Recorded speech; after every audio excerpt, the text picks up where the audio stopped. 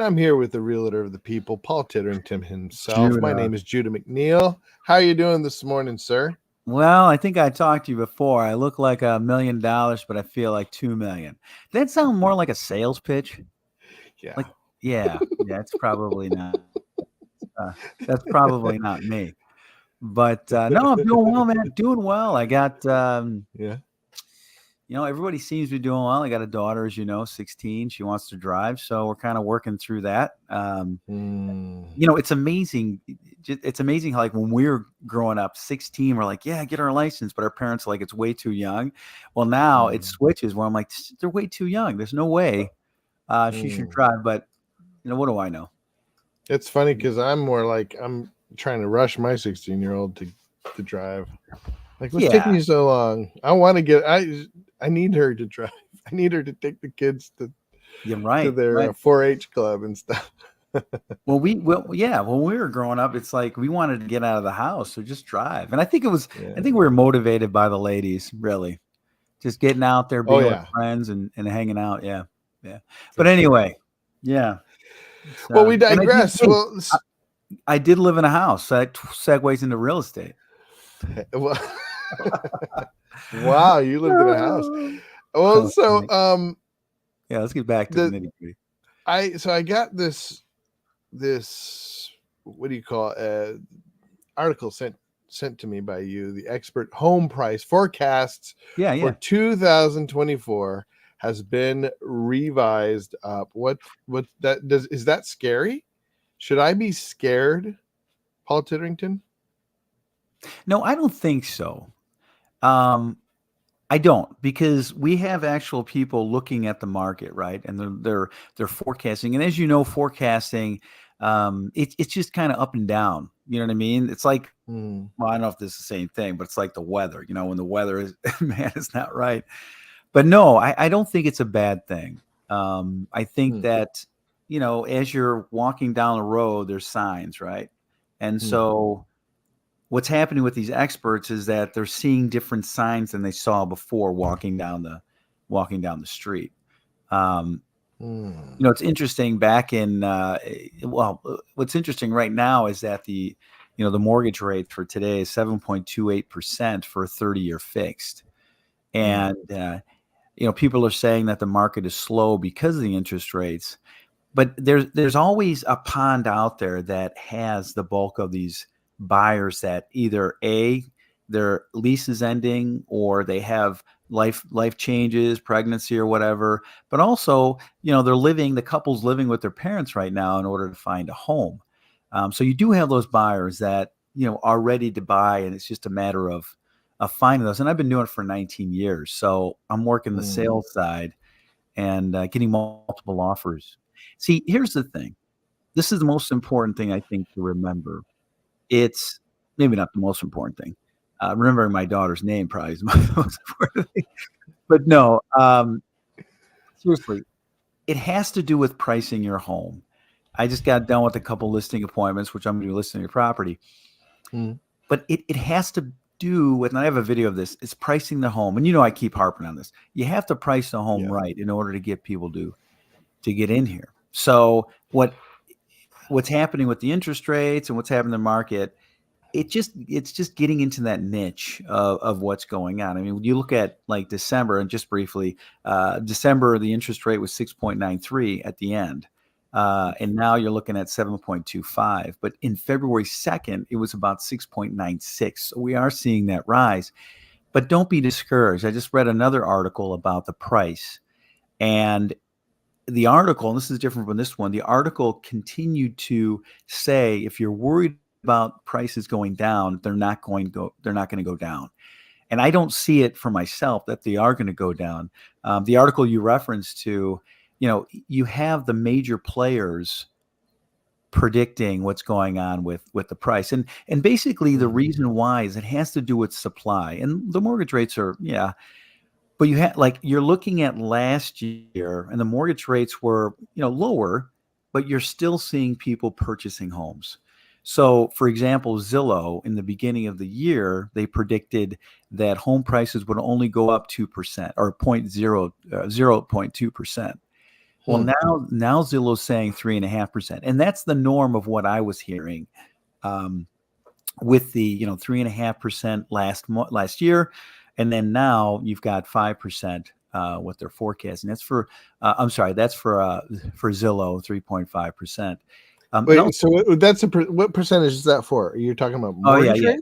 No, I'm sorry. What I'm talking about is the sales price and how the sales price will grow. Sales price. Yeah, thank you. So I have a tendency to jump around and kind of tell people what my mind is thinking and not being that. Well, do you think the mortgage rate could even go higher than high sevens? Do you think it could go into the eights? It might. And the reason why I'm saying that is it just depends on the consumer price index. And there's other, like I've been reading Greg McBride. He's part of Bankrate. And there's other, obviously, places you can get these sources. But one of the things he said, what was disappointing was the, consumer price index and the reality of the investors that the Fed will, continue to cut.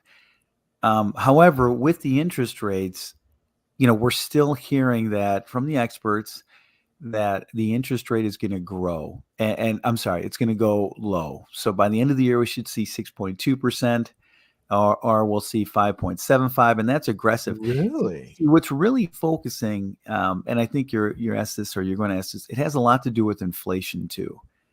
And it was a disappointing report. I think it was 3%.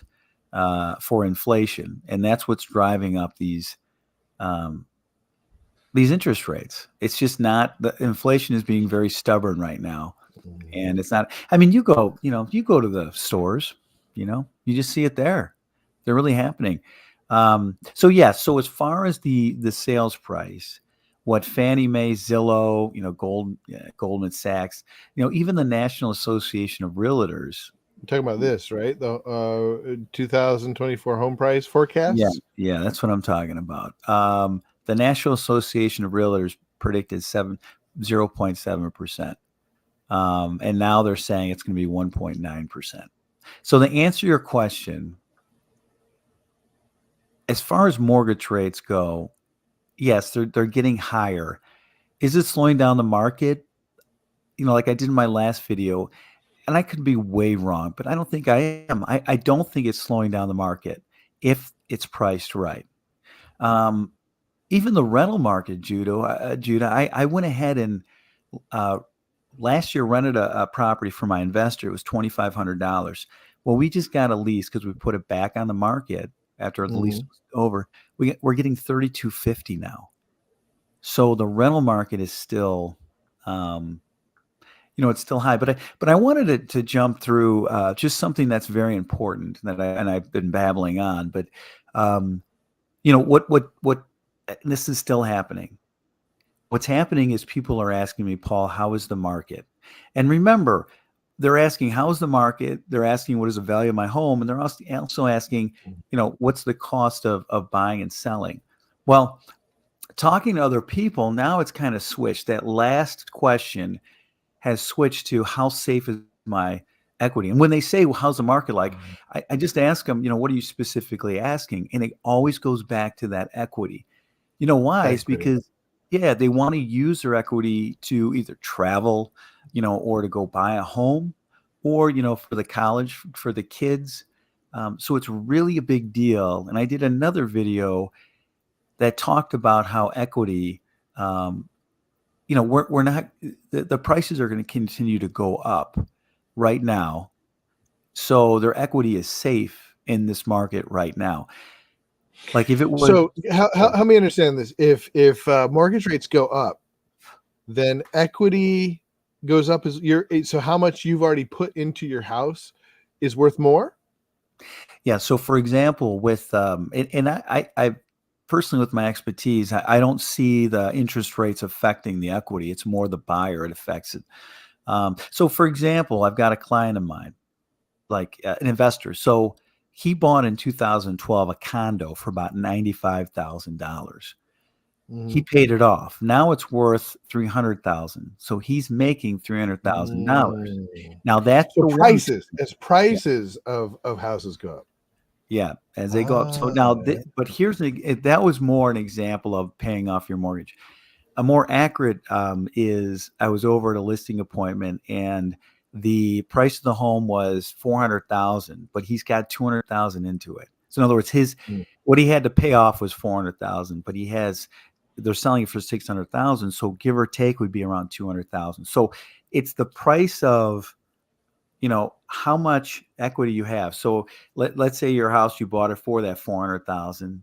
And then what is it selling for now? And because of supply and demand, it's selling for above 200,000 equity for him. So around 600,000. And as far as with that, so when people ask me, Paul, should I sell? Well, I have to tell them, listen, of course I'm a realtor. Of course I wouldn't mind if you sold.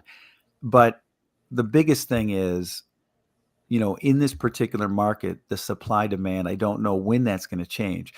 And as we mentioned offline, right now for a balanced market, it's 600,000 houses as far as with the inventory. And that makes a balanced market. Right now we're seeing 300,000 homes. So that means that the supply is down because we're not at 600,000, but so it's down 50%. Yeah. Wow. So it was down, but earlier it was down more. I mean, you think about, my goodness, you think about 2014 above. I mean, that's when we really started, seeing the multiple offers. I remember, about 2013 to 2014. Is that when it started to decline? Yeah, around it there, because with the supply and demand. So remember with the crash, the demand was low, but the supply was high. So they were, 2008 crash with the mortgage. So watch The Big Short if you don't know it. I haven't watched it, but someone told me to watch it. Yeah, I don't make it good. But that was one of my favorite movies. Yeah, is it really? God love you. Yeah. Yeah, everybody and their mother back then. I mean, I remember I was tutoring kids, and I was tutoring the 17-year-old that told me she had 2 condos. I said, "What? How are you able to afford 2 condos?" This is back in 2007 or something like that. And I mean, everybody had, and because they were just giving them out. Yeah, they were willy-nilly. They were. So, and I know I took us in so many different directions. So basically, coming back to the interest rates, they are rising, as I mentioned. But that has a lot to do with the inflation and the consumer price index and whatnot.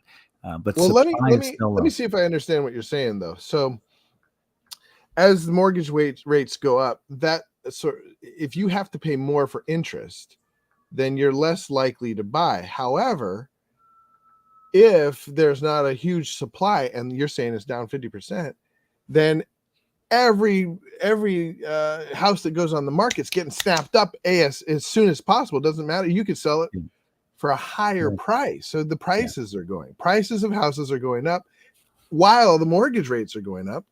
Yeah. So that makes for an interesting situation. It does. But once again, the key, and you already know this, is where you price that home. And to tell a quick story, and I did a video on this, in like 2011, I believe it was, I had a person that wanted to sell their home for $315,000. Well, we got a cash offer within a week for $300,000. The owner did not take the offer for $300,000. So as a result of that, this was 2011, it sold 2.5 years afterwards for $246,000. So it's where you price that home. And eventually I needed to kind of separate myself from him because he wasn't taking my advice. And he had these different crazy ideas, and that's very rare for me to do. But in this situation, it was very different. So yes, it's about pricing your home. And with pricing your home, you don't want to chase the market, meaning that you don't want to lower the price to get into that pool of buyers. Well, so the phrase that comes to my mind is buy low, sell high. Shouldn't people, is that your sentiment when people ask? Are you saying, well, it's high now, it's a good time to sell? Yes, it's a very good time to sell. So the reason being is there's just no supply. And with no supply, you're noticing that, that people are able to sell quickly at a higher price. Well, if there was, a more balance, then you really wouldn't see. Well, you wouldn't see these high prices and whatnot. Level off. And we're not with my expertise, we're not leveling off at all with the inventory and also the prices. The prices are continually going up. Well, in your experience, how quickly can it flip? So right now, it seems to me like the inventory is low because of supply chain problems, disruptions, and the Great Resignation. It's hard to find good work these days. Not a lot of. So how fast could that flip to where people start building all of a sudden, start building like crazy, start taking advantage of this fact? Houses are expensive, so more people get involved, make more money by building more houses. Could we span that gap of that dearth of 50% fast, or will it take a while? Well, it's going to take a while. I go back to 2008, 2009, 10, 11. It really took us about 3 years to buy off all the inventory to get into that seller's market. So people were buying it up, and then eventually all of it was gone, and the supply and demand. It also has to do with the interest rates and whatnot. But I don't, with my expertise, you're asking me a question that, what I'm understanding about the market is that it's going to take quite a while, maybe 5 years, to get us back to that balance, or it could be 3 years. It's just, it's the seller that's taking advantage of the market. It's the buyer that's has a disadvantage with the market. So do I see a flip happening soon? I don't. And with my experience, you see, it just depends on the market and what's happening with the market in order for it to flip. They lower the inventory, or they lower the interest rates. I think that's going to be gobbled up faster. It's gonna be an accelerant, right? It's gonna accelerate the right. prices. It's interesting. I have young men, young women that have cash to buy these homes, like 300,000, 400,000. I'm wondering where do you get this kind of cash? So the buyers are really trying to do as much as they can to get the property. And that just takes a matter of time for them to do it. But right now, man, we are solid. I mean, I really believe we're solid with the inventory, and there just isn't going to be any kind of change. But then again, I do tell my sellers to sell quickly, because you just don't know what may happen, with the market. I mean, right now, we were talking before, AT&T is down, right? They're not, making phone calls and whatnot. I mean, I don't think we're going to see that happen with the real estate. It's going to all of a sudden go down. I know there are two different examples, but I think, obviously we need our cell phones, but obviously people need to buy. And as soon as the market goes down, the more that they're going to be able to have a chance to buy.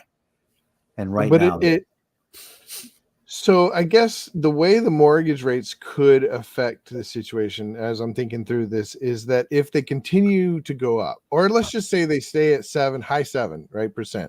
Yeah. Then will that sort of tamp down people's desire to, or, tamp down buying to where we start to see the inventory, housing inventory grow, because people are not buying? Because maybe they thought, hey, maybe it's accelerated right now because people are like, oh, there's going to be big cuts, that we've gone long enough with all these high rates, from the Fed.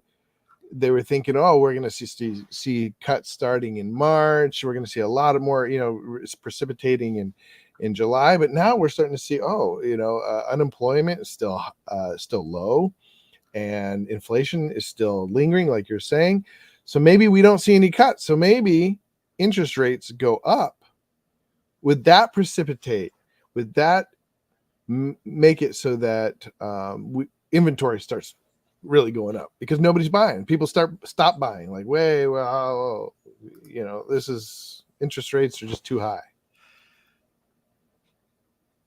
Yeah. So I don't think, I really don't think that the buyers are going to be affected by the mortgage. Of course, there's a percentage, but what's happening in the market right now is I'm listing homes and I'm getting multiple offers. Yeah, and they're going like this, right? Yeah, so that's the indication. But once again, I know I keep pounding this thought is, and especially people listening, it just depends on where you're pricing your home. So if you're trying to be greedy in this market, then your market is your days on the market is going to be very high. Excuse me, because you're pricing the property way too high. But if you want, like, I just sold a property. The owner wanted to sell it for I think 405, or no, it was like 410. And I listed for that, and I said, hey, let's try 399 and see what happens. Well, he got multiple offers because we listed at 399. The 410, 412 we were talking, he wouldn't have got multiple offers. You're good at finding that sweet spot. Yeah, it's the same thing as commercials. Back in our day, I don't know if they still do it, but $9.99, woo! And we're like, Mom, let's get this, and she's like, it's $10. It's 10. It's all psychological in this business. It's where you price the home, and what's coming through. That's really, really where, I don't know why I'm doing this, but it's really where it is. Let me ask you something, Paul. Do you ever do this? Can you do this, or is it ethical to do this, where you list it at $399, get multiple offers, and say, look, we've got 10 people that want it for $399. Whoever gives us 410 is going to get it, or 45. Can you do that once you get multiple offers? Then use that as leverage. Like, hey, there's tons of demand. If you want it, you have to go up. Yeah, right. So it's the seller that can tell me. I can let them know that we have multiple offers. But if you're saying it's the same price, which obviously in this market we're not seeing, then it comes down to basically, like, how are they financing the home? We just kind of look at that. There's different factors that we look at. Like, for example, I was talking to another realtor, and the realtor said that these guys went $50,000 over list price. And she asked me, hey, is that a red flag? And I said, at least the sellers I work with, it is a red flag, because they're putting way too much over the sales price. And the issue is going to be the appraisal. Now, they have an opportunity to waive the appraisal. If they do that, then that's a little bit of difference of a ball game. Because it's not going to be appraised out. So these people, one of the concerns, Judah, is these people are buying the properties for so high that they're not going to see the value of the home rise. I mean, they're just into it, where they're buying something for so much more money, and it's not gonna sell for that amount. If that I kind of feel like, like, you don't want to buy high, sell low, right? Like, if right now very well could be the peak, and you top ticket and you buy it at the highest price, and buy it sort of an inflated price because so many people are in competition for buying it, and then the market goes down and you're stuck with your equity goes down, right? Yeah. The equity, with me, I'm looking at the mortgage rates and whatnot, not part of the equity. But you're right. If the market goes down, then their equity will go down. And the reason being, which we figured out, is that they're not able to sell it to where they wanted to sell it before, when the market was, there was supply, or there was low supply, in the market. So, but here's the thing too. These consumers are so smart. I mean, they're just like, when they ask me the question, how is the market? I'm not there to be like, an inman, or like just throw statistics at them, because, what do we do with statistics? It just comes in there one ear and out the other. What I do is I try to engage with them just to find out what the reason, why are they asking? What do you think is really behind that? When people ask, where's the market? What are they really getting at? Are they're trying to get, like inside baseball on they're trying to get an advantage or something by figuring out where it's going to go? Yeah. Yeah, I mean, I think so. They're smart enough to identify. Like, for example, we were talking about the buyers, and right now, what's affecting that pause is, the mortgage rates. Also, what's pausing them to purchase of the inventory, and then the affordability. What can they afford? So we're seeing them become very smart, and people may say, "Well, Paul's saying the market is great." The market is good, but it just depends on where you price the home. That's really the big deal. So yes, them being more intelligent is really helping, and not only for them but also for the real estate agent, because they know as far as the different prices or what they ask for, what to put the offer in for, and it's good to talk to those people as well, because they really have a handle on the market. I also like when people don't, so obviously I can talk to them and go from there. So the background of what they're asking the seller has a lot to do with their equity. Oh, you got a phone call? Yeah, I just did, but I stopped. It was Led Zeppelin. You guys got phone calls coming in. I just turned it out. Yeah, you're the only way I can do it. In demand. Yeah, I will let you go. I think that really helps me, Paul, understand, because I wonder about how the market affects. We just bought. We sold my grandfather's house. Okay. He just passed away. Sold my grandfather's house, and we wanted to put, because of tax reasons, you got to put it into, what's that called? You got to like put money that you've got into, huh? The estate? No, like where you have to be for the tax reasons thing, that like that tax law where you can put it into something else you don't have to pay a lot of taxes on it. Yeah, so I think you're talking about capital gains. Yeah. Like if it's over a certain amount, you have to pay that. But if you put it into another house or whatever else, that's my understanding. Yeah, like so that's what you had to do. You kind of had to put in something that was tax free, or not tax free, but to not have that big chunk be taxed. Yeah. So we just put it into just a house up here in North Carolina, down here in North Carolina. How much? Go ahead. And that what we saw is exactly what you're talking about. The inventories, every single, like the ones that we liked the most, snapped up within, days of being. They weren't even on Zillow yet, and people were finding them, snapping up. It was under contract. Well, I got to tell you, because you've helped me out a lot too. When people put reviews on my Google page, it opens up a whole nother business aspect for me.